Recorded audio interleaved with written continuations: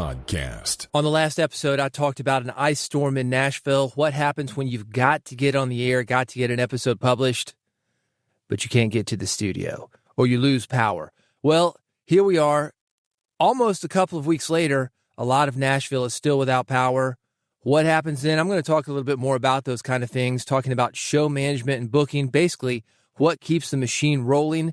That's on this episode of Big Podcast Playbook, the marketing podcast for podcasters. If you want to grow your podcast audience, get more people to your podcast, make more people care about your podcast, get sponsors to give you money for your podcast, have a better relationship with the people who do listen to your podcast, and a better relationship with sponsors, you are in the right place. My name is David Hooper. BigPodcast.com is the website. I'm in the middle of a series right now. These are the things that you must have to do all the things that I just mentioned. The first episode, Core on Mic Skills. These are what listeners will feel immediately. That's in the feed, bigpodcast.com/subscribe if you want to get that. I did a second episode. It is about content and writing skills, what separates forgettable podcasts from bingeable podcast. In the feed, bigpodcast.com/subscribe gets that. The third one, talked about production skills, the things that will keep you independent. Yeah, you know where it is. In the feed, bigpodcast.com/subscribe. That is where to get it. This episode, as I mentioned, show management and booking is the topic. What keeps the machine running? These are critical, but often ignored. We're going to talk about guest booking and prep. Going to talk about scheduling and consistency, even in a snowstorm, and talk about show planning. Let's get to it.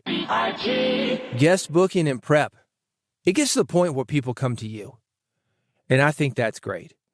However, when people come to you, you get what you get. So outreach, going to the people that you want, the people that are going to actually make a difference for your podcast, for your listeners, that puts you in charge. That's what I talked about in the last episode. That's the whole point of doing your own production, doing your own editing, not allowing somebody else to be in control of you getting to people. The middlemen, that's what we used to have in all sorts of media. Think about this. A musician works with a publicist. The publicist goes to a writer or a producer or an editor. You've got to write an article. You've got to record an interview. Then you've got to wait for that thing to get out. It took forever. These days, social media, go direct.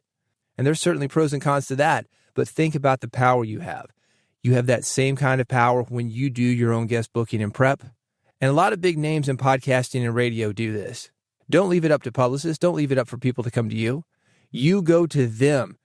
The problem is, and all the sensitive podcast hosts, they're very susceptible to it. Outreach gets rejected. How do you make yours stand out? For one, you need to have outreach that isn't generic. We've all been there. That's why I'm laughing. We've gotten those, "Dear sir, I recently listened to an episode and found it to be excellent. You are the most excellent podcaster I have ever heard." It's a little bit off, maybe English isn't the first language of this person. And they're sending you these messages, you and everybody else. So you're thinking, oh, no, not this again. And you start to ignore it. The problem is when you ignore everything, you're going to miss some of the good things that come in. So how do you have outreach that doesn't sound generic? One, it helps if you're introduced via somebody that you know. And there's 6 degrees of separation, they say, in the world. There are probably 2 degrees in podcasting and maybe 1 degree in your niche. If you're really in your niche, really involved, knowing what you're talking about and participating in the market and the community that you're talking about, you probably have access to the people that you want. You may actually know them yourself. Go to them, man. Text, phone, email, not just a generic pitch.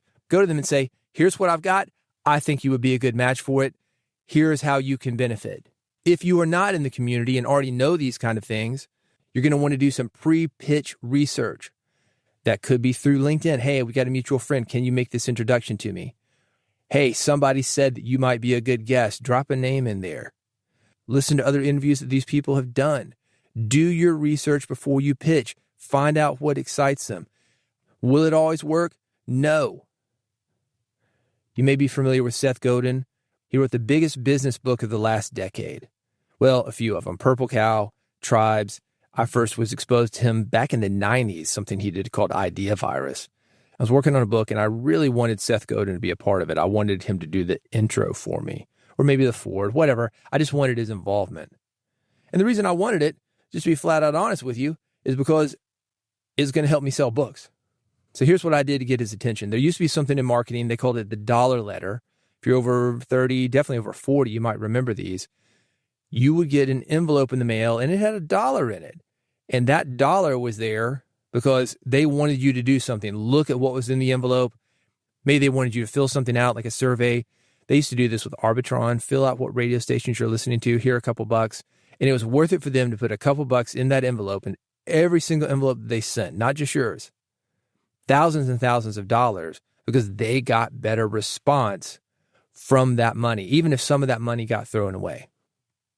So I thought, well, $1's not what it used to be. I'm going to do $1,000. And I sent Seth Godin an email with $1,000 attached, not to him, but to a charity that I knew he was involved with because I'd heard him talk about it on other podcast interviews. He'd written about it. I said, Seth, $1's not what it used to be. So here's $1,000 to this charity. I know you're involved with it. Here's the pitch. And the pitch was, I'd like you to write, I don't know what it was. I did the math on it. 1,000 words, 500 words, something like that. And I said, here's $5 or $10 a word. I'm going to give $5,000 to that charity if you will be part of this project. And he said, no, for the exact reason I wanted him to say yes. Getting his involvement was going to help sell this book. I was going to put the book on Amazon. It was going to have my name, David Hooper, the author, but it was also going to have his name, Seth Godin, forward by Seth Godin. You would click on his name when you're buying the best-selling business book of the last decade. You would also see my book, and he was onto it. He said, man, I would love to say yes to this. I can't do it for this reason. And that goes back to rejection. Rejection sucks. What I got out of it, though, was a good story. Sometimes you're going to get rejected. If it doesn't work out, you've got a good story. With that said, the best way to not be rejected, do your pre-pitch research. If you get somebody to say yes to your podcast, do your pre-interview research. I cannot believe the number of podcasts I hear where the first question, oh, just tell me about yourself. Tell me a little bit about you. What do you want to know? Using me, for example, if somebody would ask me that question, I've been in the marketing and communications game since 1995. I was still in college. I have 20-something years in the music industry. For the last 20 years, I've done syndicated radio. Right now, I'm producing a daily show for SiriusXM. I've got hundreds and hundreds of podcasting and radio clients. I work with companies like Victoria's Secret when I was in the music business, Lightning Seeds, Run DMC, Marcy Playground. A lot of different bands, a lot of different clients. I worked for Red Bull, Universal Music. I've done film and TV production, MTV, Lifetime, VH1. I've done a lot of things over the years. What do you want to know? Don't lead them in with, tell me a little bit about yourself, because the people you want, they've done a lot. They're not just doing one thing. With that said, what they may want to do is pitch whatever their latest thing is. Tell me a little bit about yourself. Well, I've got this brand new book. It's called How to Adopt a Dog. And you're like, what? I didn't get you in here about your brand new stuff. I have this happen all the time with artists that I'm interviewing. Say I'm interviewing Bachman Turner Overdrive. Under 40, look it up. Bachman Turner Overdrive, they want to talk about their new stuff. Me, what my listeners care about, they want to hear about taking care of business. You ain't seen nothing yet. The hits they've been listening to for the last 40 years. Never, ever ask, oh, tell me a little bit about yourself. No, don't do that. That's why you want to do your pre-interview research once you get that guest book. You also want to set expectations before you record. Here's what I expect you to do. You need a microphone, not the built-in microphone, an external microphone that sounds good. You need headphones. I produce a few shows for SiriusXM, and let me tell you this. This is embarrassing. Coast to coast wide, satellite tall. The main station that I work on over there, 1.3 million listeners per week.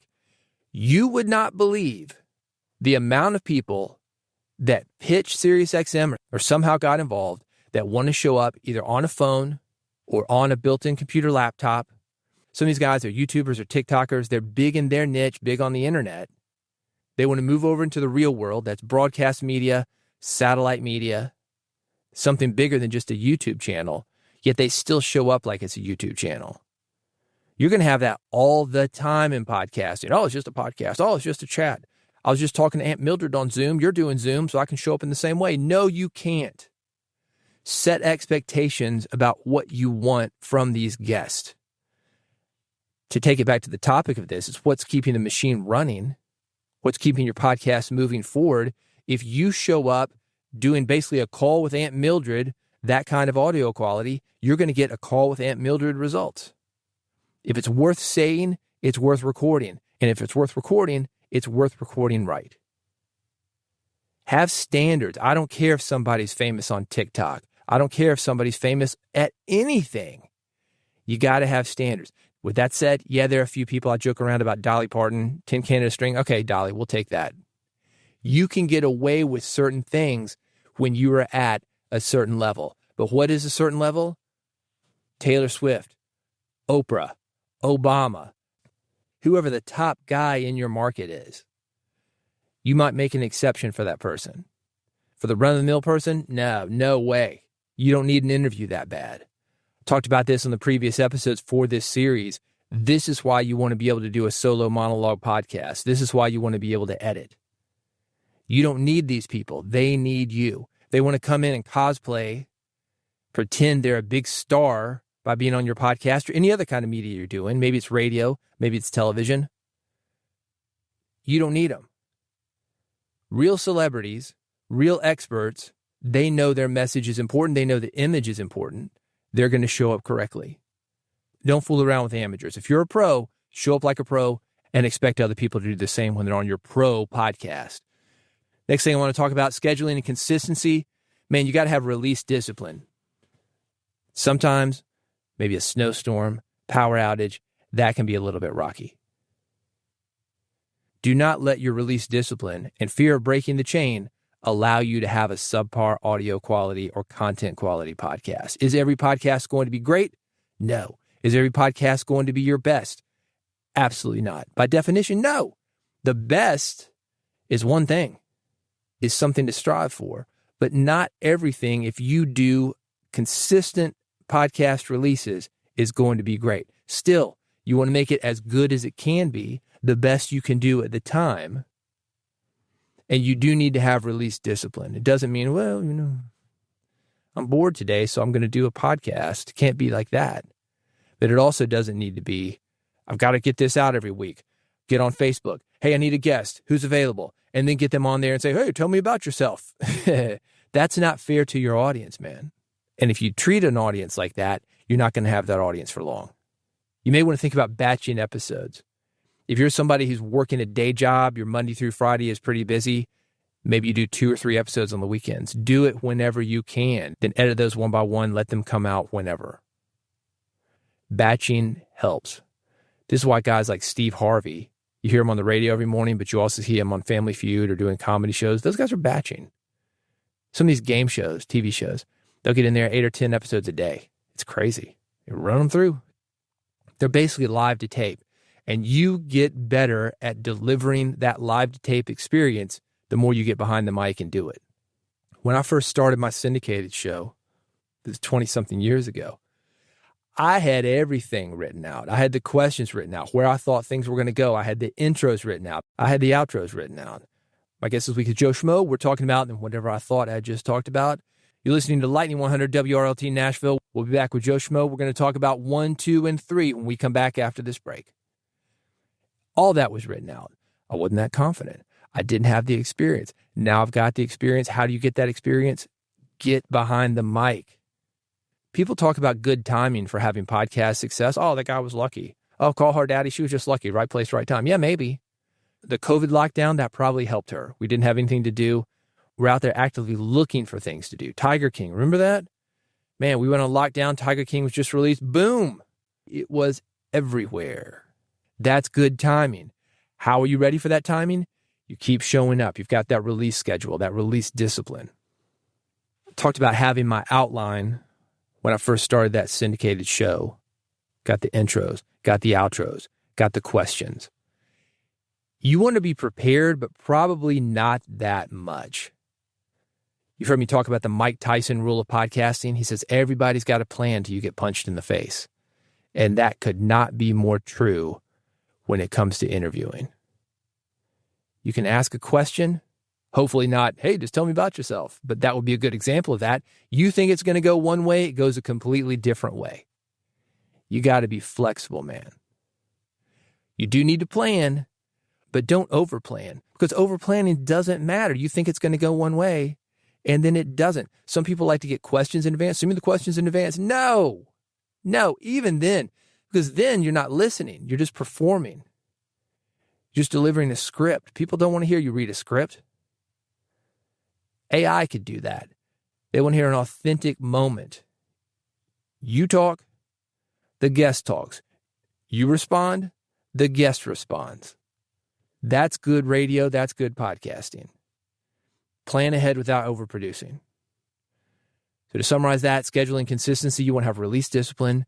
You do want to batch episodes. That's going to help you have that release discipline in case something like the power goes out or you get busy, or maybe you're just having a bad day and you can't deliver your full self on the mic. That's okay. Batching your episodes, that will help that. You also want to plan ahead, not only episode to episode, but within the episode without planning ahead too much. Be flexible. Let's talk a little bit more about that. A season arc.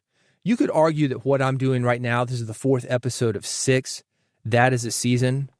At the very beginning of this episode, I talked about the 3 things I'd already talked about. The first episode in this series, core on-mic skills, things listeners feel immediately. The second episode in the series, content and writing skills, what separates forgettable from bingeable. Because that's what we want as podcasters. That's going to make your promotion that much more efficient. You're out there doing the marketing, you're doing the promotion. When people actually give you a shot, you want to deliver with something that makes them want to continue to give you a shot from one episode to the next to the next. Don't just get them over to your podcast, to your website, to your feed. It's boring. The first question was, hey, tell me a little bit about yourself. That host wasn't taking control. I'm not going to give him another shot. As a listener, that's wasting my time. The third thing I talked about, production skills, what keeps you independent, keeping that machine rolling. And this episode that we're on, continuing the thread of what's keeping the machine rolling, show management and booking. Coming up on the next episode, growth and marketability skills, why opportunities come to you, making yourself the podcast where not only are guests going to come to you, so you don't have to do this outreach that I'm talking about, but sponsors are going to come to you. And we're going to finish it up with the 6th episode, personal sustainability skills, what's going to keep you podcasting, or to flip that, what's going to make sure that you don't quit. Because we lose a lot of podcasters to burnout. We lose a lot of podcasters because they're putting energy into so many things like overplanning, things that don't matter. We lose a lot of them to exhaustion. I don't want that to happen to you. So that's the series. Back to what we're talking about now with show planning. That's a season. That's what you would call an arc. It's a complete experience. There's a beginning, there's a middle, and an end. Everything connects. A final thought, let's talk about knowing when the show needs a reset. Your podcast, even if it's great, it's going to get a little stale. People change, plans change, trends change, culture changes. Your podcast cannot keep doing the exact same thing that it is doing now and survive. Maybe you'll keep some people, but if you've got a hot podcast, you're not going to keep as many people as you've got now. You've got to constantly be changing with your audience. Sometimes you need a restart. Something that shakes things up. Recently on this podcast, and when I say recently, look, man, it's Groundhog Day. It's another episode for me. Every day I wake up and do this stuff. So I don't even know when this was. But a few months ago, I changed the name of this podcast from Build a Big Podcast to Big Podcast Playbook. That's a reset. I was never really happy with the Build a Big Podcast name. It was great because it told you what I was doing and it told you what you were going to get. But at the same time, I've got a new book coming out. I'm going to be doing a lot of promotion with that book. I'm going to be bringing more people over to this podcast. Because of that, it was the best time for me to start fresh, or as I'm calling it here, give it a reset. That could be with your imaging. That could be with your format. As you grow as a podcaster, this is a very common trajectory. You're going to develop skills that allow you to do more things. Maybe what you do as a podcaster at the very beginning is do an interview show. Okay, cool. What happens when that gets old? What happens when the guests are recycling? What happens when you're asking the same question? You said everything you need to say via a guest. What happens when you want to do more? Your own knowledge has expanded. You're sick of being the guy who just interviews people and you want to be known for who you are. You get more comfortable behind the mic yourself. That's where monologues come in. Maybe that's a reset. You go from a guest-oriented show to a monologue, or flip that, a monologue-oriented show to a guest-oriented show, or maybe a panel show, or maybe a co-host. Every podcast needs a reset. Maybe that's imaging. Maybe that's a format change. Maybe that's a name change. Continue to do what works. Let that stuff that doesn't work fade away. And that's not just the content. That could be your schedule. That could be because you're changing. Think about a career music artist, somebody like Britney Spears, Taylor Swift, somebody who started as a teenager. As you get older, assuming anybody still cares, you are changing what you do. Think about Disney stars. This is very, very common. You start out as a kid actor, you're on the Mickey Mouse Club or whatever. And we could say Britney is somebody like that. People see you as a kid. You want to be known as an adult. What do? You do a reset. And you've got your own version of this with your podcast. You're known as something. Maybe it's not really who you are. It's just who you were comfortable with at the time. You're comfortable with more things now. Reset, man. Change things up. To fast forward a couple of episodes in the series, we're talking about not quitting. What keeps that podcast machine running? You. And you want to be able to be yourself on your podcast. So if you're changing, your content should change too. The issue we run into, and this is the trap of podcasting, we have built an audience as one thing. We move away from that. Your audience isn't always going to move away from that. Then what? Then it's a trap. And I see this all the time. I work behind the scenes with a lot of guys who have gotten themselves into some conspiracy theorist type stuff, right-wing stuff. It worked for them for a minute. It was fun. And then it went dark. And you are seeing a lot of people. I'll tell you a personal story. This is somebody that my wife worked with. I'm not going to say what her name is. She's got a top podcast. My wife is a photographer, by the way. This wasn't podcasting related, but this is a right-wing influencer, female. She was hired by a makeup company, a skincare company to do, I guess she was going to be the spokesman for it, a celebrity brand. A lot of times companies will bring in a celebrity because they are known. And this is what I talked about earlier. When you are known and when you are trusted, it's a great thing for a brand to associate with, and that helps them launch. That's why sponsors come to you. So this woman's in that situation, but she's gone way off the deep end, way into conspiracies, way into things that have completely overtaken her life. Anyway, they're at the photo shoot. And I'm going to describe a shot here, and this is something you would see in a makeup ad. You'll have a model, and she's got a bottle of makeup, a container, whatever. The focus of the camera is on that bottle. The model's in the back end. She's a little bit blurry, but she's holding the container out to you. The shot had her holding the container out, and one eye is covered by the container. One eye is not. Nothing special about it. It's a standard shot. Look at a woman's magazine, maybe a men's magazine. I don't know. But look at a magazine, you're going to see a shot like that. It focuses on the bottle. The model is just in the background, just a prop, basically. She sees the shot. She says, no, we got to redo that one. I can't do that pose because my audience is going to think I'm the Illuminati. That one eye thing, conspiracy theory, you can look it up. Regardless, the point being, she is trapped by an audience who's not going to allow her to do what she wants to do, what she's being paid for. They have put her in this box. They're comfortable with her in that box. She moves out of it. She loses all her money. She loses all her fame. She loses all her power. Nobody cares. And we see this all the time. This is why you get so many people sucked in behind the scenes. And again, I'm working in this business, man. I see these guys before the red light goes on. I know a lot of them personally. They do not believe what they're saying. They're there for the money. They don't have anywhere to go, and they're trying to get out of it, but they don't know how. Do not get into that situation. It's complicated. I recognize that. What do you do when you've built a career on a certain skill? You've got a hard-fought audience that, for whatever reason, has gotten sucked up into something that you no longer believe or never believed in the first place, maybe. You were in on the joke. You figured they were. They're not in on the joke. They take it a little bit more seriously than you do. What do you do then? That's the kind of stuff that I talk about. If you want to talk about that with other people that are just as serious about podcasting and spreading messages via audio as you are, I've got a mentoring program and a community. It's called Big Podcast AMP.